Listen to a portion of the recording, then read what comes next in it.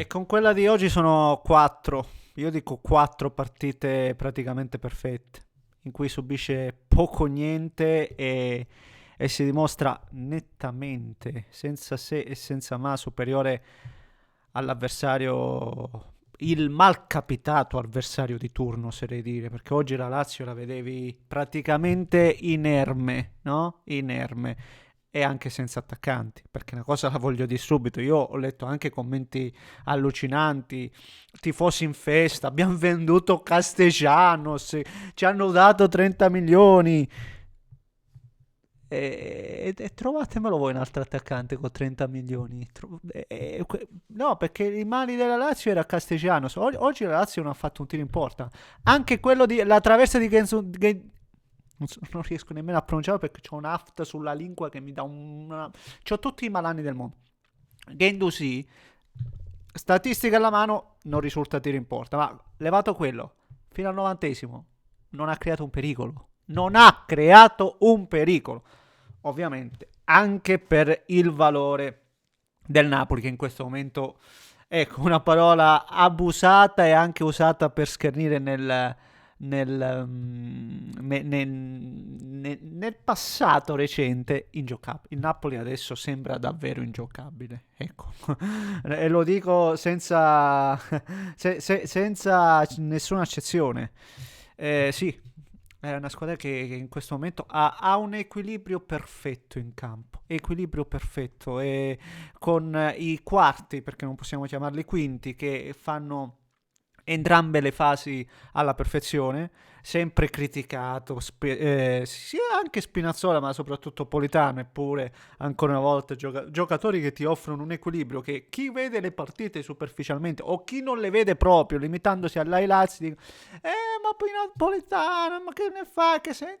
Quei giocatori che ti danno equilibrio e che ti fanno risultare superiori all'avversario nelle due fasi di gioco.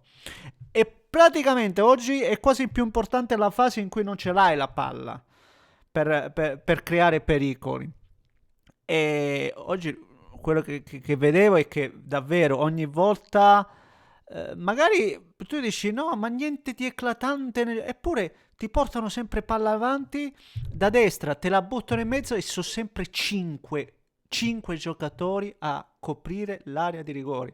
Ti arrivano sempre con un tempismo perfetto, gli inserimenti con il timing giusto e ti fanno male e poi dietro a fargli subire dei pericoli è dura. Ribadisco, non c'è stata gara, al netto anche qui, come al solito, chi non ha argomenti tirerà fuori, come al solito, le polemiche. C'è anche un episodio che in effetti anch'io trovo tribolato quantomeno il fallo sul secondo gol, no, del Napoli. Secondo me nasce da un fallo di mano che non mi sembrava punibile, onestamente. Ma detto questo, di che parliamo? Non c'è stata, non c'è stata gara e secondo me non ci sarebbe stata gara in nessun... Ne parliamo. Anche se ne abbiamo già parlato, signori miei. Vi invito a spolliciare per soddisfare l'algoritmo. Iscrivetevi se volete seguire. Se volete, faccio io già faccio fatica a farmi capire. Poi ripeto, davvero, c'è un'afta sulla punta della lingua. Ogni volta che parlo mi batte e mi dà fase. Sto passando tutti i malanni. Anno nuovo ma vita vecchia. Veramente, scusatemi. Se volete, trovate tutti i profili in descrizione. Grazie per il vostro supporto. Immancabile. Eh, no, io sulla rosa del Napoli ne abbiamo già parlato. Per me è la squadra da battere, la squadra favorita. Lo dimostrano di volta, di partita in partita. Ehm, per dimostrarvi quanto è ricca la squadra del Napoli, vi dico che nonostante l'assenza, nonostante tutto, cioè oggi Buongiorno fa panchina. Oggi Buongiorno fa panchina. Cioè, e non perché è infortunato, no, Buongiorno fa panchina per scelta tecnica, perché Conte non lo vede centrato, vede giocatori superiori, più esplosivi, più centrati davanti a lui e giocano gli altri. E giustamente, perché anche oggi, no, vedevo Isaacsen per esempio una giocata nella ripresa, nel finale di ripresa, che era l'unico uno contro uno forse lasciato dal Napoli, perché per tutto il resto, ripeto, raddoppi, sempre, sempre nelle due fasi perfetta la squadra di Conte. Lì c'era un uno contro uno. Cosa fa Juan Jesus? Studiando l'avversario e proprio non lasciando nulla al caso, lo manda sul destro Sax, lo manda sul destro e poi glielo para il destro tranquillamente. Cioè Juan Jesus, per quanto in passato, quando io mi ricordo all'Inter che aveva delle pecche clamorose, è cresciuto tantissimo e poi ha giocato. Cioè Juan Jesus è un altro di quelli che ha vinto lo scudetto con Spalletti. Cioè, ma questa è una rosa ricca, ma da anni.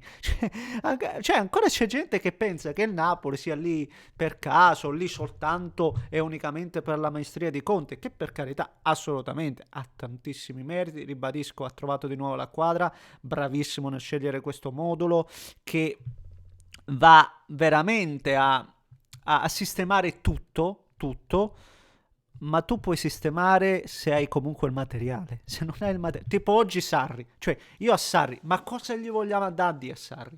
Cioè, cosa deve fare con Cancellieri, Noslin? Cosa deve fare? Non c'è mezzo attaccante con Dia che è via per la Coppa d'Africa, con Castellanos che te l'hanno venduto. Ma cosa deve fare Sarri? Cioè, io faccio fatica. Poi certo, si può fare sempre meglio. Oggi veramente la Lazio in balia dell'avversario, tutto quello che vi pare. Ma se non c'è materiale è difficile, è molto difficile. E il materiale, il Napoli, e io lo dico da anni ormai, il Napoli ce l'ha il materiale, è come se ce l'ha. Penso allo stesso Elmas, ripeto, che è la riserva della riserva e sta offrendo delle prestazioni assolutamente all'altezza. Eh, Ragazzi, è inutile girarci attorno. Il Napoli non bisogna solo, e questo è un messaggio che lancio alla squadra che tifo, ma anche agli altri competitor, no? Pensiamo al Milan su tutti. Eh, Se lo lasciano andare sto Napoli non lo si frena più, perché poi oltre all'aspetto tattico, oltre all'aspetto tecnico, se c'è una cosa su cui Conte poi incide è che davvero te li tiene tutti a stecchetto, e questa squadra la vedo, cioè da come è entrata dalla partita di Supercoppa ad oggi è una squadra di nuovo veramente mentalizzata, e in questo è maestro, in questo è veramente unico Conte. Sono mentalizzati, sono attenti, sono concentrati, vogliono vincere, hanno fame, lottano su ogni pallone, raddoppiano o si buttano in aria, quindi gli inserimenti. La corsa in più c'è sempre da parte di praticamente tutti. E così questo Napoli diventa difficile da battere per tutti davvero. Vediamo, ma il Napoli che ho visto, ribadisco, nelle ultime 4 gare mi sembra una squadra che non puoi battere facilmente. Poi ovvio che ha dei difetti come hanno tutte le squadre, avranno sicuramente, credo, mi auguro da interista anche dei passaggi a vuoto, vedremo, ma in questo momento mi sembrano ingiocabili, lo dico senza scherzo e senza infamia. Va bene, cosa volevo dire? Sì, poi troppo azzuffate oggi, forse troppo innervosito anche la Lazio, che per carità sull'episodio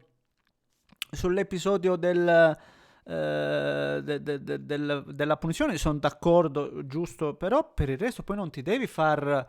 Cioè non devi far. Io credo che anche il messaggio che ha lanciato la Lazio con la PEC su quel gol, che poi hanno detto tutti, come l'avevo detto io, tutti, che era regolare, tutti, qualsiasi moviolista era regolare.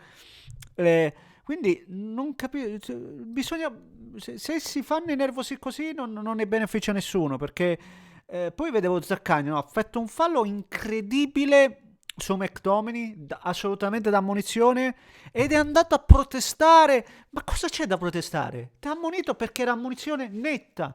Non bisogna resettare, perché se non resettano e quindi protestano per un altro episodio, ma vanno a protestare per un episodio che non c'entra nulla, poi ecco, vengono trascinati. Maros ci fa un gesto che su Mazzocchi, che senso ha? Che senso ha quella roba che fa? E si fa buttare fuori. Noslin, è vero che lì fu forse troppo duro l'arbitro, poteva anche lasciar correre, però è un fallo da munizione anche quello. Eh sì, perché entra da dietro, la palla non la vede proprio e non la può prendere Noslin entrando da dietro ed è ammonizione. Quindi tu per un episodio sbagliato ti fai innervosire per tutta la gara, e non va bene, resti su quelle, non ne beneficia nessuno onestamente. E anche perché, ecco, già le senza soltanti, la prossima praticamente senza neanche mezzo di attaccante. Prima senza attaccante, adesso neanche senza mezzo attaccante. Vabbè, signori, fatemi sapere cosa ne pensate voi, commentate la casa, se volete iscrivetevi al canale, un grande abbraccio da Neschio. Metto la lingua a riposo, sì, un grande abbraccio ancora. Mamma mia.